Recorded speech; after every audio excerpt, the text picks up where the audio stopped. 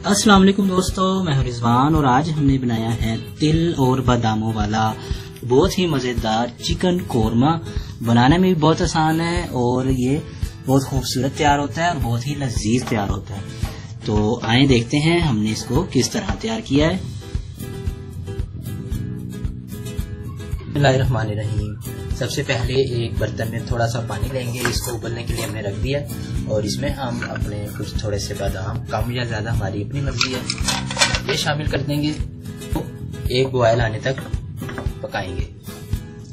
ये देखें हल्का सा इसमें उबाल है और बस अब इस मौके पर हम इसको उतार लेंगे। और बादाम हमने पानी से निकाल लिए हैं और ये देखें इनको हम इस तरह पकड़ेंगे तो ये बहुत आसानी से इस तरह हमारे छिल जाएंगे। हमने छील लिया और अब इस तरह से हमने इसको 2 टुकड़ों में तकसीम कर देना है। इसी तरह हम सारे कर लेंगे। तो देखें बादाम हमने इस तरह 2 हिस्सों में तकसीम कर लिया। अब इसको एक साइड पर रख देंगे। अब करीब 4 चम्मच हमने सफेद तिल लिए हैं, इसको हम ड्राई रोस्ट करेंगे। बहुत ज्यादा नहीं करना, जब हल्का सा इसका रंग बदल जाए तो फिर हम इसको उतार देंगे। सलसल इसमें चम्मच चलाते रहेंगे। बन चुका है तो अब हम इसको एक बर्तन में डाल देंगे। अब एक बर्तन में करीब 200 ग्राम घी या कुकिंग ऑयल लेंगे, इसको हल्का सा गर्म करेंगे। 150 से 200 ग्राम प्याज शामिल करेंगे।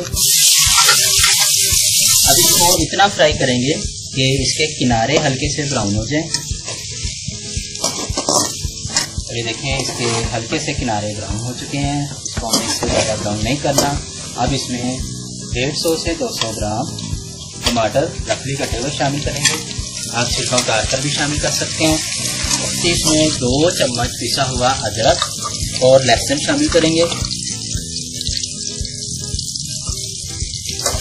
अब इसको दरमियानी आंच पर इतना पकाएंगे कि टमाटर हमारे 50% तक घुल जाएं। टमाटर हमारे 50% तक घुल चुके हैं। अब इसमें हम शामिल करेंगे 1/4 चम्मच या हफ्ते जाएगा नमक, सब्ज़ मिर्चें करीब 20-25 ग्राम या आपकी पसंद के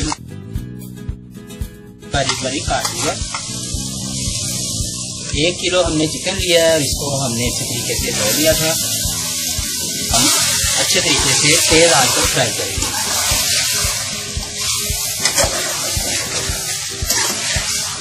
गोश्त हमारा अच्छे तरीके से पक रहा है। इसको हमने इतना पकाना है कि गोश्त का जितना भी पानी निकला है वो सारा खुश्क हो जाए। करीब 150 ग्राम हमने दही लेनी है। अब इसमें हम शामिल करेंगे 1 चम्मच या हिस्बे जायका सुरख मिर्च पिसी हुई, 1/4 चम्मच हल्दी, 1/4 चम्मच पिसा हुआ गरम मसाला, 1 चम्मच ही हम इसमें पिसा हुआ धनिया शामिल करेंगे, 1/4 चम्मच पिसी हुई काली मिर्च, केवड़ा एसेंस हम लेंगे 1/4 चम्मच। अगर आपके पास केवड़ा वाटर है तो आप ज्यादा भी डाल सकते हैं। अब इसको अच्छे तरीके से हम मिक्स कर लेंगे।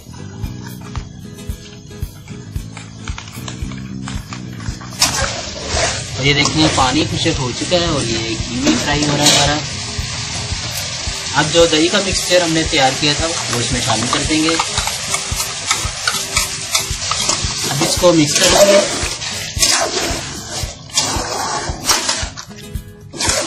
मिक्स करने के बाद इसको हम 2 से 3 मिनट के लिए ढक के रख देंगे ताकि हमारा गोश्त अच्छे तरीके से गल जाए। गोश्त हमारा गल चुका है। अगर आपका गोश्त नहीं गलता तो आप मज़ीद पानी डालकर इसको थोड़ी देर और पका लें। तो लेकिन हमारा गल चुका है। अगर आप इतना ही मसाला रखना चाहते हैं तो आप इसी मौके पर चूल्हा बंद कर दें, वरना अगर आप मज़ीद खुश्क करना चाहते हैं तो मज़ीद भी खुश्क कर सकते हैं, लेकिन हम इतना ही रखेंगे और इस मौके पर चूल्हा बंद कर देंगे। और जो हमने अपने तिल ड्राई रोस्ट किए थे वो इस पर हम इस तरह फैला देंगे। आप कम भी कर सकते हैं, ज़्यादा भी कर सकते हैं, जितने आपको पसंद हो। और इसके साथ जो हमारे बादाम थे वो भी इसी मौके पर हम शामिल करेंगे। और ये हमारे पास फ्रेश क्रीम है थोड़ी सी, ये आपकी मर्जी है, अगर डालना चाहें तो डाल लें, नहीं डालना चाहते तो कोई बात नहीं। और कुछ कटी हुई सब्ज मिर्चें, लंबाई में कटा हुआ अदरक और कुछ नींबू गोलाई में कटे हुए और थोड़ा सा सब्ज धनिया। अब इसको 2 मिनट के लिए ढक के रख देंगे।